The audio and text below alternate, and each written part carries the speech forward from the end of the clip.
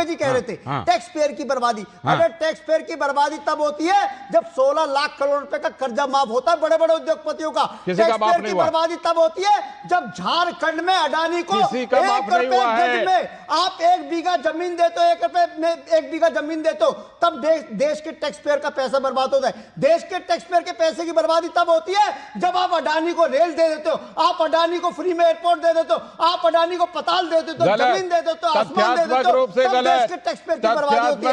ये देश अडानी अंबानी के हाथों में गिरवी रख देना कोई जवाब नहीं कर रहा। कह रहे टैक्स पेयर की बर्बादी हो रही है। किसने दिया था? 16 लाख करोड़ रुपए हमारा पैसा था, हमारा पैसा किस रेट पर दिया था? ये किसी कॉर्पोरेट का पैसा नहीं था। जिन कॉर्पोरेट का टैक्स माफ करा 16 लाख करोड़ रुपए, जिनका एनपीए करा उनका, ये हमारा गणेंद्र जी, ये सब बातें चुनावी रैली में अच्छी लगती है, ये सब बातें चुनावी रैली में अच्छी लगती हैं, क्योंकि तथ्यात्मक बात क्या है? तथ्यात्मक बात क्या है?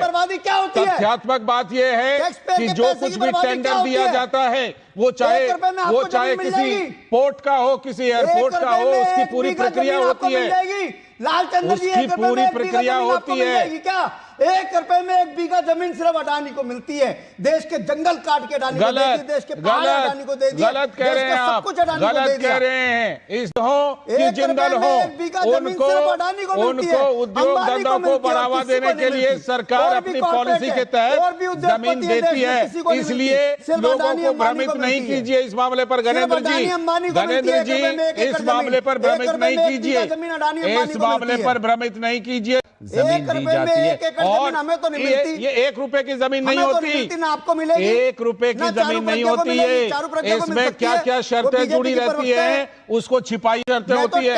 आप कितने रुपए में किस चीज का उत्पादन करेंगे, कितने रुपए में सरकार को देंगे, ये सारा कुछ रहता है, सारा कुछ रहता है।